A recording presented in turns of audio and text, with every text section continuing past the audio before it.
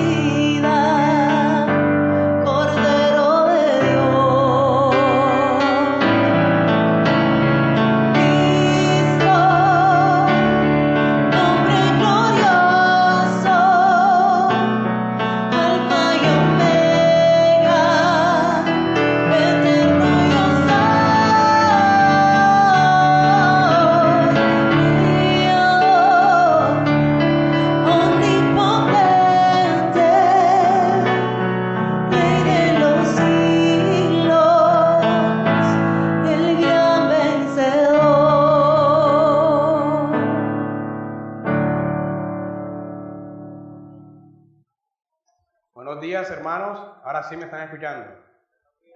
Buenos días. Vamos a abrir nuestras Biblias en la epístola a los Hebreos. La epístola a los Hebreos, y nos vamos a poner de pie para leer la santa palabra del Señor. Epístola a los Hebreos, capítulo 10. Epístola a los Hebreos, capítulo 10, versículo 26. Un poquito más de sonido para allá atrás. Epístola a los Hebreos, capítulo 10, versículos 26. Vamos a leer desde el versículo 26 al versículo 31. Dice la santa palabra de nuestro Señor. Porque si pecáramos voluntariamente, después de haber recibido el conocimiento de la verdad, ya no quedan más sacrificios por los pecados, sino una horrenda expectación de juicio y de hervor de fuego que ha de devorar a los adversarios. El que viola la ley de Moisés por el testimonio de 2 o 3 testigos muere irremisiblemente. ¿Cuánto mayor castigo pensáis, mis hermanos, que merecerá el que pisoteare al Hijo de Dios y tuviere por inmunda la sangre del pacto en el cual fue santificado e hiciera afrenta al Espíritu de gracia? Pues conocemos al que dijo: mía es la venganza, yo daré el pago, dice el Señor. Y otra vez, el Señor juzgará a su pueblo. Horrenda cosa es caer en manos de Dios vivo. Amén. Señor, te damos gracias por tu palabra. Te pedimos que tú nos hables en esta mañana a través de ella, Señor, que nos confrontes, nos exhortes, pero también nos edifiques y nos consueles, Señor, y nos dejes esperanza. Te lo pedimos en el nombre de tu Hijo Jesucristo. Amén. Bueno, mis hermanos, como se dieron cuenta, el pasaje que acabamos de leer es un pasaje sumamente contundente y también es retador por varias razones. La primera razón es que este pasaje que leímos no parecerá muy consolador o esperanzador para nosotros, ¿no? Es un pasaje cargado de advertencias que asustan realmente. Y uno de los retos de predicar todo el consejo de Dios, ¿no?, es predicar también estas advertencias serias que no gustan a nadie. Si no predicáramos positivamente, también nunca predicáramos este pasaje, ¿sí? Pero hoy toca predicarlo porque predicamos positivamente y debemos predicar todo el consejo de Dios, y es muy retador predicar pasajes así que están tan cargados de advertencias, ¿no? A través de estas advertencias, además, mis hermanos, que parecen que no hay nada de consolador aquí, Dios nos santifica. Y eso es algo que debemos tener claro con todo lo que vamos a enseñar en esta mañana. Porque las advertencias no solo están para asustar o para condenar a los infieles. Las advertencias están para santificarnos. Cuando un hijo sabe que su padre le puede castigar por su comportamiento, el temor a ese castigo le impide hacer lo que no debe hacer, ¿sí? Solo Dios sabe, mis hermanos, de cuántos males hemos sido librados por no hacer lo que queríamos hacer por temor al castigo de nuestros padres terrenales. Solamente Dios sabe de cuántos males hemos sido librados de eso. Así que, aunque estas advertencias parezcan poco consoladoras, serán muy necesarias para nosotros, porque el padre que quiera a su hijo verdaderamente le advierte y por supuesto que también le disciplina por su actuar, ¿no? Por otra parte, unido a las otras advertencias que ya hemos visto alrededor de la epístola a los Hebreos, vimos en el capítulo 2 unas advertencias serias, vimos en el capítulo 6, vimos en el capítulo 4 también, y ahora nuevamente tenemos otras advertencias, siempre me tocan a mí. Pero unidas a todas esas advertencias alrededor de la epístola a los Hebreos, todas juntas forman un poderoso argumento en favor del hecho de que el nuevo pacto, este nuevo pacto en el cual estamos, este pacto puede ser violado, ¿sí? Es decir, dentro de este pacto hay personas que van a violar el pacto. Por eso no hemos sido arbitrarios alrededor de nuestra serie cuando decimos que una cosa es estar en pacto con Dios y otra cosa es ser salvo. Todos los salvos están en pacto con Dios. Todos los salvos están en pacto con Dios. Pero no todo el que está visiblemente en pacto con Dios es salvo. No todo el que está visiblemente en el pueblo del pacto, en la comunión del pacto, es salvo. Pero todos los salvos están dentro de este pacto, ¿no? Eso a manera de introducción. En Hebreos 10, en nuestro contexto, en Hebreos 10, hemos visto en las últimas predicaciones la suficiencia del sacrificio de Cristo para perdonar nuestros pecados. Se ha dicho en nuestro contexto que Cristo ya no tiene más relación con el pecado. De ahí en adelante, esperando hasta que todos sus enemigos sean puestos por estrado de sus pies, y volverá sin relación con el pecado. Los pecados han sido olvidados para siempre. Por tanto, esas sombras del antiguo pacto que apuntaban a ese perdón de pecados ya no son necesarias, porque Cristo es la realidad de ellas. Es lo que hemos visto en nuestro contexto, ¿no? Por esa razón, en nuestra última predicación, vimos que el autor de Hebreos manda a acercarnos confiadamente a la presencia de Dios. Ahora tenemos entrada al lugar santísimo. La primera parte del tabernáculo, que se llamaba el lugar santo, con todos sus sacerdotes, con todas sus sombras, con todos sus ritos, ha sido derrumbada para que tengamos acceso directo a la presencia de Dios, al lugar santísimo. Por eso ahora el autor nos invita a acercarnos confiadamente, como vimos en la predicación anterior, a la presencia de Dios a través de Cristo, de su velo, de su cuerpo, de su carne, ¿no? De su sangre, nos dice. Y esto último, este contexto, nos conduce a nuestro pasaje de hoy para que lo podamos entender verdaderamente. Yo he titulado este sermón Advertencias para los violadores del pacto. Advertencia para los violadores del pacto, y lo he dividido en dos partes. No pequemos voluntariamente es el primer punto. El segundo punto lo mencionaré más adelante. El primer punto son los versículos 26 y versículo 27. Dice: porque si pecáramos voluntariamente, después de haber recibido el conocimiento de la verdad, hermanos, ya no queda más sacrificio por el pecado, sino una horrenda expectación de juicio y de hervor de fuego que ha de devorar a los adversarios. ¿Qué significa esto, mis hermanos? El autor de Hebreos debemos entender que él está haciendo un contraste, ¿sí? Si ya Cristo es nuestro suficiente sacrificio por el pecado y ahora nos da acceso a la presencia directa de Dios, entonces acerquémonos confiadamente a su presencia y no dejemos de congregarnos. Ambas cosas van de la mano, ¿sí? Acercarse confiadamente al trono de la gracia, a la presencia de Dios, también es equivalente a no dejando de congregarse. Y esto es lo que debemos hacer. Pero el camino contrario, que es el contraste que él está haciendo aquí en los versículos que acabamos de leer, es pecar voluntariamente después de haber recibido el conocimiento de la verdad. Es decir, los hebreos tienen dos caminos y ustedes tienen dos caminos. O nos acercamos confiadamente a la presencia de Dios y no dejamos de congregarnos, o pecamos voluntariamente después de haber recibido el conocimiento de la verdad. El autor nos invita a hacer lo primero, como lo vimos en la predicación anterior, y les advierte a los hebreos de las consecuencias de hacer lo segundo. Ahora bien, ¿qué significa entonces pecar voluntariamente después de haber recibido el conocimiento de la verdad? Porque esto asusta, ¿no? El autor no está hablando aquí de cualquier pecado. No está hablando aquí de codiciar la comida de tu prójimo o de mentir. No está hablando del adulterio mental o del asesinato mental. Él no está hablando de eso, no es lo que tiene en mente. Lo que él tiene en mente, de acuerdo a nuestro contexto que hemos estado estudiando a lo largo de la carta, ¿qué es? La apostasía, ¿no?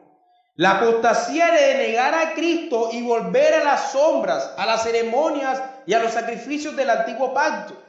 Por eso él dice que ya no queda más sacrificio por los pecados, porque los apóstatas ya han negado la suficiencia del sacrificio de Cristo. Por eso no queda más sacrificio por los pecados para ellos. Es ese pecado voluntario al que se refiere. Si ya están conscientes de todo lo que le hemos explicado en el capítulo 7, 8 y 9, si ya están conscientes de eso y aún así persisten en pecar con ese conocimiento voluntariamente, ya no hay más sacrificio por los pecados. Porque Cristo murió una sola vez, ¿no? Es el único sacrificio suficiente para nosotros. Y esto mismo es lo que ya habíamos tratado anteriormente en Hebreos capítulo 6, versículo 4 al 6. Y voy a recordarles lo que se dijo en aquella ocasión cuando definimos lo que era apostasía y lo que se decía de los apóstatas, porque el lenguaje de este pasaje que leemos hoy es el mismo lenguaje de ese pasaje que estudiamos hace varios meses. En el capítulo 6, vamos al capítulo 6 y leemos del versículo 4.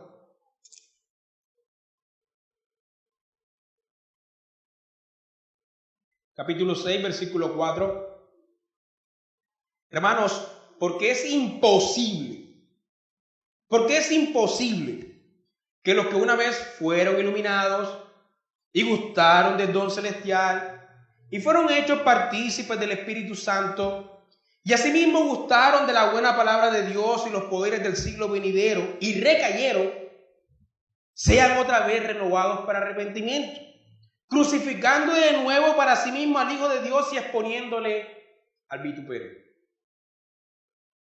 Vimos en esa ocasión que hay tres caminos: o creemos que la salvación se pierde, o creemos que estas advertencias son hipotéticas, o creemos que realmente está hablando en un sentido pactual, que dentro de la relación legal del pacto hay personas que violarán esta relación. Noten que el lenguaje de este pasaje es el mismo lenguaje del que estamos leyendo en nuestro pasaje, ¿no? Advertencia dura, pero nos dice, porque es imposible que los que recayeron sean nuevamente renovados, porque el sacrificio de Cristo, no hay más sacrificio por los pecados, dice el autor de Hebreos. El autor nos está argumentando que es imposible que los que recaen puedan ser nuevamente renovados para arrepentimiento.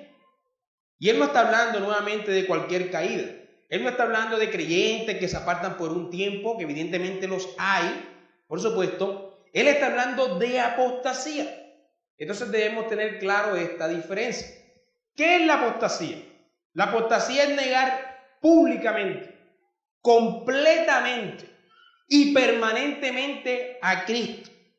No solo de una forma práctica, sino de una forma teórica. Niego a Cristo totalmente.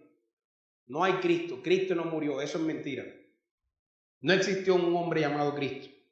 Esto es imposible. En cambio, los creyentes apartados, que no son apóstatas, se apartan temporalmente, niegan a Cristo, sí, lo hacen públicamente, pero lo hacen parcialmente y temporalmente, ¿sí?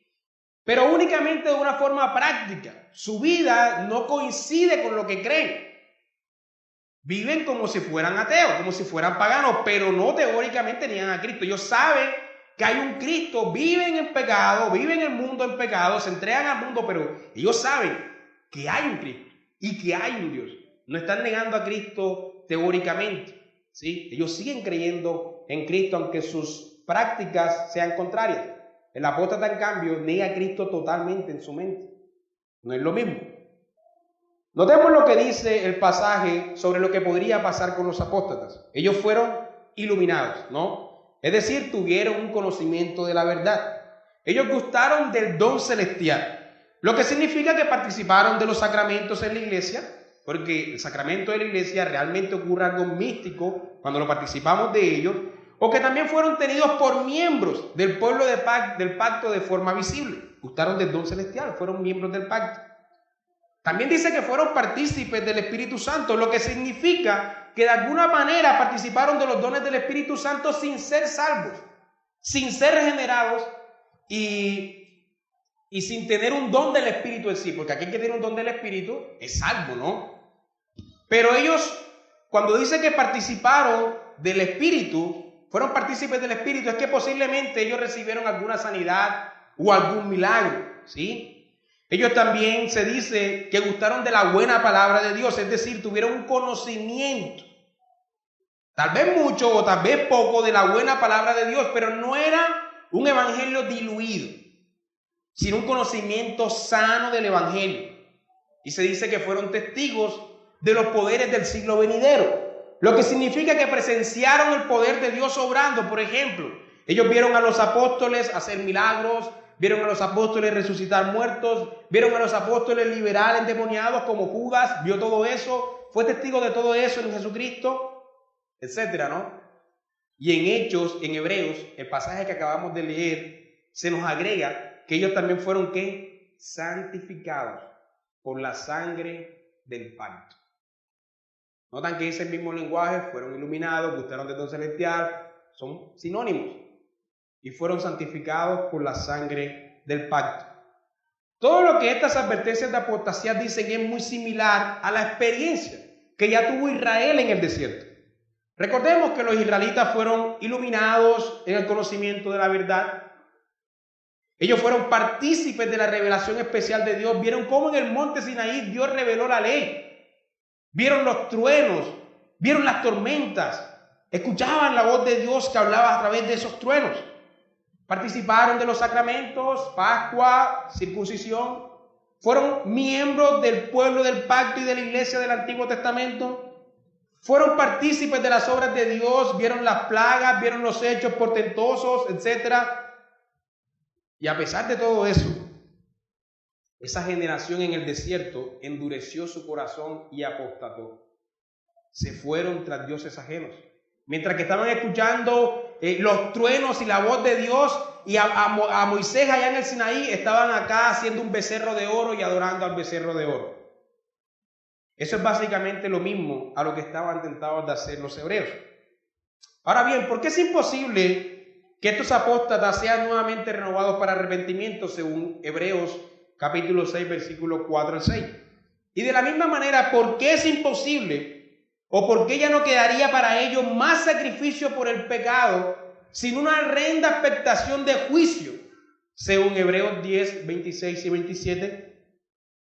Hermanos, porque si una persona, después de haber conocido y creído lo esencial y lo elemental de la fe, lo rechaza activamente, Es imposible que el mismo evangelio vuelva a convencerlo.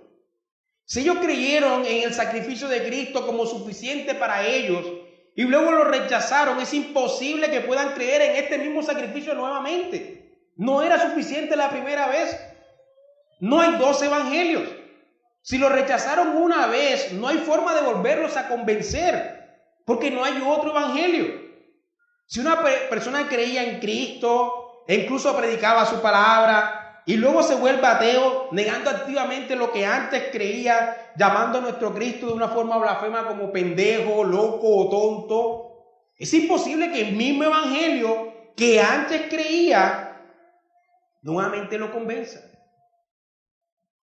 Porque es que no hay otro evangelio que presentarle que le pueda convencer. Si ya conocen el primero, ¿qué le podríamos enseñar si a veces pueden saber más de nosotros del mismo evangelio?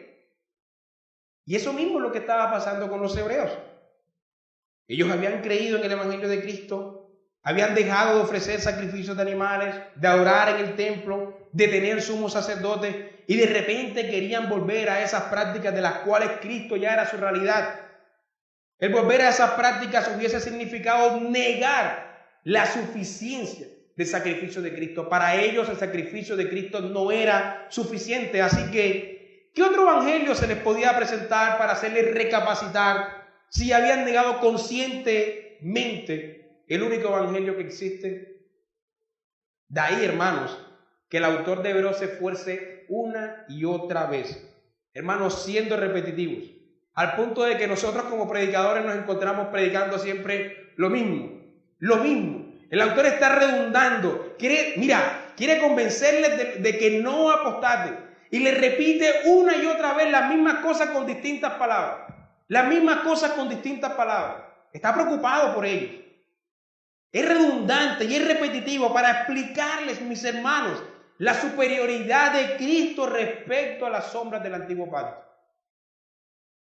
Como decimos nosotros, se pone latoso. Repite y repite, precisamente porque quiere convencerlo, quiere que sepan que no hay algo superior a Cristo. Cristo es suficiente. Ahora, volviendo a nuestro pasaje en Hebreos 10, el contraste es entre aceptar que Cristo es la realidad de esas sombras y entonces nos acercamos confiadamente a la presencia de Dios y no dejamos de congregarnos, o volvemos a las sombras y cometemos apostasía al volver a los sacrificios de animales que no pueden quitar los pecados, y también al seguir con el sistema de sacerdocio, de sacerdote que es imperfecto, como ya vimos. Los que toman el segundo camino no se van a acercar a la presencia de Dios, que trae paz, que trae gozo, que trae esperanza y que trae consuelo, sino que por el contrario, en ellos lo único que puede haber es una horrenda expectación de juicio que ha de devorarnos. No puede haber la paz y el consuelo que tiene aquel que se acerca a la presencia de Dios confiadamente y no deja de congregarse. Solamente puede haber una horrenda expectación de juicio. Y ese es nuestro segundo punto: la severidad del juicio para los violadores del pacto. La severidad del juicio para los violadores del pacto, versículo 28. El que viola la ley de Moisés por el testimonio de 2 o 3 testigos muere irreversiblemente. Ahora, mis hermanos, ¿cuánto mayor castigo pensáis ustedes que merecerá el que pisoteare al Hijo de Dios y tuviere por inmunda la sangre del pacto en el cual fue santificado, y además hiciera afrenta al Espíritu de gracia? Pues conocemos al que dijo: mía es la venganza, yo daré el pago, dice el Señor. Y otra vez, el Señor juzgará ¿qué? A su pueblo. Es decir, estos son su pueblo y Él los juzgará. Horrenda cosa, exclamación, horrenda cosa es caer en las manos de un Dios vivo, Notemos que el pasaje habla de la sangre del pacto en el cual fue santificado, y esto debe ser donde nos debemos enfocar en esta mañana. La sangre del pacto en el cual fue santificado. Richard Pratt, comentando este pasaje, dice lo siguiente: nótese cómo describe ese pasaje a las personas a quienes se advierte en contra de alejarse de Cristo. Se juzga a las personas que se alejan de la fe cristiana por tener por inmunda la sangre del pacto en el cual fueron santificados. En este contexto, santificado no significa salvo o redimido. Simplemente significa que están apartados del mundo, miembros de la comunidad del pacto. Pero nótese que incluso las personas que demuestran no ser creyentes verdaderos al alejarse de Cristo han sido santificados por la sangre del pacto. Y en vez de tenerla por santa, esa sangre del pacto la tienen por inmunda al negarla. ¿Sí? Este pasaje es lo suficiente claro para demostrarnos a nosotros que en la Iglesia Universal del Nuevo Pacto los no elegidos también son tenidos como iglesia, y que a los tales se les reconoce con el estatus de apartados para Dios, con este término santificados que se les está atribuyendo. Y varias cosas, ahí vamos a ver varias cosas sobre estas advertencias. En primer lugar, el pasaje está asumiendo la continuidad respecto al antiguo pacto. A través de estas advertencias que leemos alrededor de toda la epístola a los Hebreos, podemos percibir que las advertencias son más severas que las del antiguo pacto. Lo dijo en el capítulo 2, lo dijo en el capítulo 4, lo dice en el capítulo 6 y lo repite en el capítulo 10. Y esto es una interpretación que hace justicia a las advertencias que tenemos en las Escrituras. No son meras advertencias hipotéticas, sino que tienen entre sus objetivos condenar a los apóstatas que estaban dentro de nosotros, pero que saldrán de nosotros, porque no son de nosotros, como dice Primera de Juan, capítulo 2, versículo 19. Y aún, en el caso hipotético de que estas personas nunca salgan de nosotros, en el día final, el Señor apartará las ovejas de los cabritos, ¿no? Pero siempre habrán personas que no son salvas dentro de esta administración del nuevo pacto. En segundo lugar, hermanos, el autor está haciendo una alusión a un pasaje del Antiguo Testamento. Y esa alusión a ese pasaje del Antiguo Testamento es que nos permite entender de qué está hablando él cuando está haciendo esta sanción. Deuteronomio capítulo 17, versículo 2. Deuteronomio capítulo 17, versículo 2.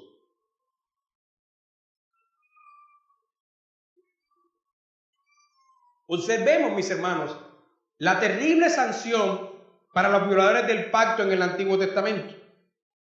Versículo 2 de Deuteronomio capítulo 17.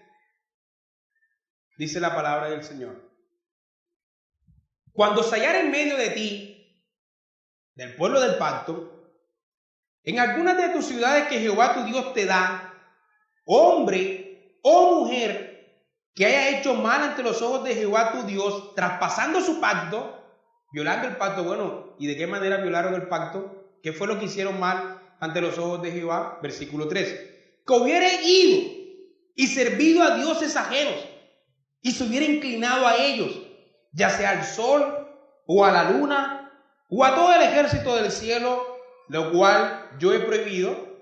Se refería a los dioses cananeos, a los dioses persas también. Y te fuere dado aviso, y después que oyeres y hubieres indagado bien, la cosa pareciere de verdad cierta, que tal abominación ha sido hecha en Israel, entonces, mi hermano, sacarás a tus puertas al hombre o a la mujer que hubiere hecho esa cosa mala, sea hombre o mujer, y los apedrarás, y así morirán, pena de muerte. Pero no será simplemente por el testimonio de un hombre, no. Por el dicho de 2 o 3 testigos, morirá el que hubiere de morir. No morirá por el dicho de un solo testigo. La mano de los testigos caerá primero sobre él para matarlo, y después la mano de todo el pueblo, y así quitarás el mal de en medio de ti. De esta manera era como se castigaba la apostasía en el antiguo pacto. Y noten que es el mismo lenguaje que está usando el autor de Hebreo, con el testimonio de 2 o 3 testigos. Como vemos, estas son unas advertencias muy serias para los violadores del antiguo pacto. El pasaje nos muestra la sanción que merecía la apostasía. Hermanos, esto no era únicamente idolatría, era apostasía, puesto que estos hombres habían servido a Dios verdadero y ahora habían apostatado, apartándose en pos de dioses falsos. Hermanos, hay una diferencia entre idolatría y apostasía. La idolatría es aquel que sirve, la idolatría es aquel que sirva a dioses extraños, ¿sí? Eso es idolatría. Apostasía es aquel que, habiendo servido al Dios verdadero, ahora le niega para irse tras dioses extraños. Es decir, un hombre que era idólatra, que servía a dioses extraños y se arrepentía de su pecado, era recibido en el pueblo del pacto. Pero un hombre que estaba dentro del pueblo del pacto y luego negaba a Dios, yéndose tras dioses ajenos, merecía el castigo de la muerte. La idolatría es aquel que no estaba en el pueblo del pacto y se arrepentía y venía al pueblo del pacto. Había arrepentimiento y había perdón para los idólatras, pero los que estaban dentro, que cometieran idolatría, era penado de una manera diferente porque era negar conociendo la verdad. El pasaje nos dice que por el testimonio de 2 o 3 testigos, estos apóstatas recibían la muerte como castigo. Hermanos, un castigo severo para un pecado de traición. En algunos países, el filtrar información confidencial es pecado con la muerte. ¿Por qué? Porque se entiende que se ha traicionado al Estado. Tienen al Estado como Dios. Y como vimos, este es el mismo problema que estaba enfrentando el autor de Hebreos. Ellos estaban tentados a abandonar al Dios verdadero.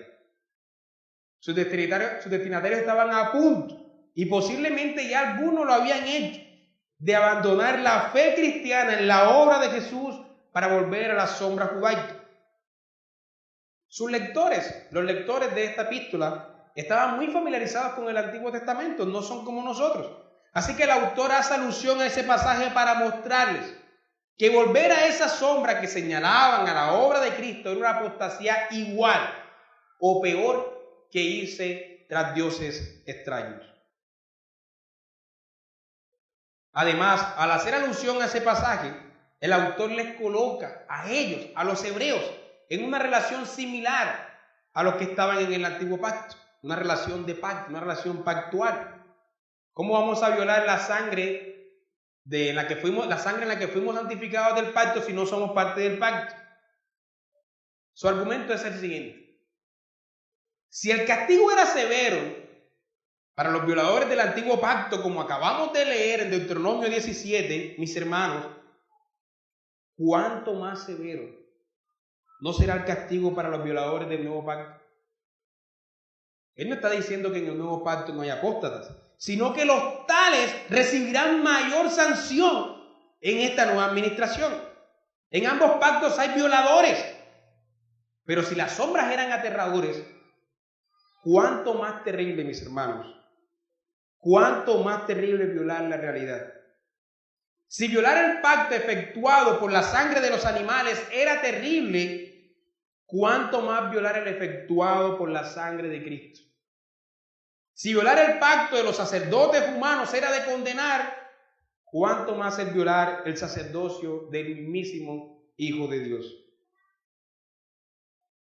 Como hemos visto a lo largo de esta serie, uno de los propósitos del autor de Hebreos era mostrar la superioridad del nuevo pacto respecto al antiguo, ¿no? Pero esta superioridad siempre debe ser definida por las Escrituras y no por nuestros prejuicios teológicos o por nuestra imaginación. Muchos calvinistas distorsionarían el pasaje porque creen que es un problema para su teología. Pero este además es el error que cometen muchos al pensar que el hecho de que el nuevo pacto sea superior al antiguo pacto significa que en su administración solo hay salvos. Eso contradice lo que el pasaje está diciendo. Entonces razonan que la superioridad del nuevo pacto implica que nuestros hijos, nuestros niños y todo aquel que no les convenza de poseer una fe salvadora, luego de un cuidadoso escrutinio para hacer lo imposible, determinar si alguien es salvo o no, si alguien es escogido o no, es algo que solamente sabe Dios, sin contar su profesión de fe, no pueden hacerlo parte de la iglesia hasta que su fe no sea aprobada y reprobada de que realmente es un elegido. Nunca podremos saber quién es un elegido, solamente Dios lo sabe. Sin embargo, tal como leemos aquí en la epístola a los Hebreos, La superioridad del pacto no significa que no haya elegidos dentro de nosotros o que los hijos de los creyentes no puedan pertenecer a este pacto. Lo que significa, según el autor de Hebreos, es que hay un mayor castigo para los rebeldes. El autor de Hebreos enseña que el nuevo pacto es superior, así que las sanciones son más crueles para los violadores de este pacto. Como dice William Berkeley, el autor de Hebreos estaba convencido de que si bajo la ley la apostasía era tan terrible, se había vuelto doblemente terrible ahora que Cristo había venido. En la mente del autor de esta epístola, parte de la superioridad consiste en las terribles sanciones de violar este nuevo pacto. En tercer lugar, notemos el uso de la palabra santificado en el pasaje. Como ya sabemos, estar santificado, ¿qué significa? Estar apartado para Dios, estar consagrado para Dios. Una persona salva siempre será una persona santificada, pero una persona santificada no necesariamente siempre será una persona salva. Ciertamente estos apóstatas habían sido santificados para Dios. Ellos estaban en medio de la comunidad santa, siendo tenidos como miembros del santo pueblo de Dios. El autor de Hebreos repetidamente repite la palabra santificados a lo largo de su escritura para hablar de aquellos que están apartados para Dios, a lo largo de su epístola. Y aunque ciertamente muchos de esos pasajes se puede aplicar solamente a los salvos, la idea de estar santificado en su sangre se puede aplicar a todos los hombres visibles del pacto. Simon Kistemaker lo explica de esta manera. Él dice: el escritor contrasta al pecador desafiante de la comunidad israelita con el cristiano que ha abandonado la iglesia. El punto es que no puede usarse la ignorancia como excusa, porque ya el pecador conoce la fe cristiana, puesto que él había sido santificado por la sangre del pacto. Es decir, hubo un tiempo en el que él profesó su fe en Cristo, escuchó la predicación de la palabra de Dios y participó de los sagrados elementos de la Santa Cena. Pero su fe no fue un cumplimiento interior, fue únicamente externa. De palabra y de hechos, él repudia ahora su relación para con la obra de Cristo, él rompe con su pasado. Jamison y Fawcett dicen lo siguiente: santificado en el sentido más pleno se aplica solo a los salvos elegidos, pero en algún sentido pertenece también a aquellos que han avanzado en la experiencia cristiana y que sin embargo al final caen. Cuanto más altas las experiencias cristianas de los tales, tanto mayor su caída y su castigo. Ahora, mis hermanos, si la sangre de los animales, en referencia al antiguo pacto, santificaba y los violadores de esa alianza merecían un castigo severo, como leímos, ¿cuánto más no santificará la sangre del Hijo? ¿Y cuánto mayor castigo no merecerán los que violen el nuevo pacto?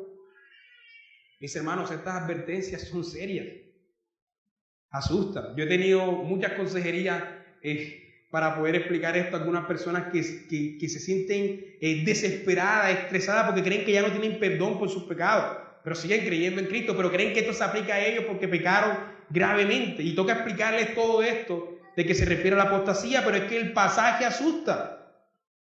Y por eso el autor de Hebreos termina diciéndolo del versículo 30 y 31.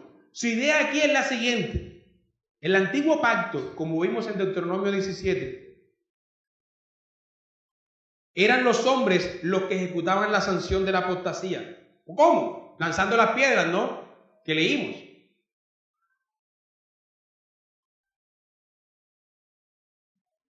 Pero ahora, en el nuevo pacto, la sanción es más severa. ¿Por qué, mis hermanos? Porque es Dios quien directamente ejecuta juicio. Por eso Dios dice: mía es ¿qué? Mía es la venganza. Yo daré el pago, dice el Señor. Y otra vez, el Señor juzgará ¿qué? A su pueblo. Horrenda cosa es caer ¿en qué? En manos de un Dios vivo. En el antiguo pacto la sanción era ejecutada por los hombres. Lanzarte una piedra horrible, ¿sí? Terrible que te lancen una piedra y que te mueras como pasó con Esteban, pero que el mismo Dios ejecute la sanción. Terrible, ¿no? Horrenda cosa es caer en las manos de un Dios vivo. El Señor juzgará a su pueblo. Mía es la venganza, dice el Señor. Por eso las sanciones en el nuevo pacto son más severas. Ahora bien, mis hermanos, yo sé que muchos de ustedes no están tentados a apartarse de Dios para sacrificar animales, ¿no? Es evidente que ninguno va a apartarse de Dios por sacrificar animales. Pero es evidente que muchos han sido tentados a hacerlo por otras razones. Cada generación y cada individuo tiene sus propias luchas. Cada generación y cada individuo tiene sus propias luchas. Tal vez hemos sido tentados por las filosofías modernas y huecas, por las teorías naturalistas sobre la existencia del universo contraria a la palabra de Dios. Somos polvo de estrellas. Tal vez hemos sido tentados a abandonar la fe por entregarnos o por querer entregarnos a nuestros pecados con los que luchamos arduamente sin tener un cargo en nuestra conciencia, un Dios que nos juzgue. No queremos a ese juez en la mente y así que queremos entregarnos a nuestros pecados. Y tal vez hemos sido tentados a abandonarlo para entregarnos a esos pecados. O tal vez hemos sido tentados a abandonar la fe porque ya no sentimos, entre comillas, la presencia de Dios. Tal vez hemos sido tentados a abandonar la fe porque el mundo nos parece atractivo. Pero hoy, mi hermano, el Señor te advierte seriamente sobre apartarte de Él. Si ya conociste la verdad, es mucho más terrible haberse apartado de Él conociendo la verdad. Y Él no te lo advierte como un tirano, mi hermano, que te dice o me obedeces o te mato. No, te lo advierte como un padre amante que te ama y que te dice que no hay otro camino en este mundo para las criaturas sino vivir para su Creador. Hermanos, yo como padre, todo el tiempo le estoy advirtiendo a mis hijos sobre los peligros que les rodean. A mi hijo Jeremías le digo a veces en tono fuerte, para que note la seriedad del asunto, que no meta su mano en el enchufe de la electricidad.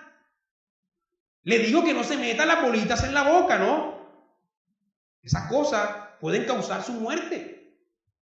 Y tantas otras cosas, tantas otras advertencias que a veces se lo digo en un lenguaje fuerte porque parece que no entiende cuando le hablo a veces en un lenguaje suave, pero lo hago porque sé el peligro que hay en lo que está haciendo. Y además cuando desobedece y hace lo que no debe hacer, tal vez le pego con unos cuantos chancletazos, ¿no? Hermano, pero todo esto hace parte de lo que un padre hace por su hijo, ¿sí? Todo eso lo hago como un padre que sabe lo que a su hijo le conviene y que le previene del peligro y de la muerte que él no lo sabe. Él cree que eso le conviene. De la misma manera, mis hermanos, debemos recibir estas advertencias hoy. Dios te dice, hijo mío, lejos de mí no hay salvación. Lejos de mí no hay felicidad. Tú fuiste creado para ser lleno de tu Creador. Lejos de mí solo hay muerte, solo hay condenación. No te apartes de mi camino. No rechaces la disciplina, no te apartes de la verdad. Y como el autor está siendo muy repetitivo, entonces usa un lenguaje fuerte, unas advertencias fuertes, para que recapaciten, para que despierten.